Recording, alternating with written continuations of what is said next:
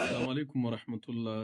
زه خو حیران دې ته ما چې د یو سړی د لوبې سره د سانګ سره خو ګډېږي، خو د نعت او د نظم سره ګډېدل دې ته حلال ډانس وایي.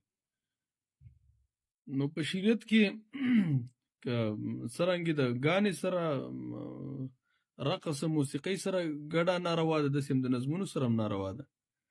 په یو ځای کې څوک دا نشي ثابتولی چې یو سړی صحابه په دور کې چا پې روپۍ راشندلي وي، هغه ګډېدلی یو نظم وي نورو ته ګډېږي.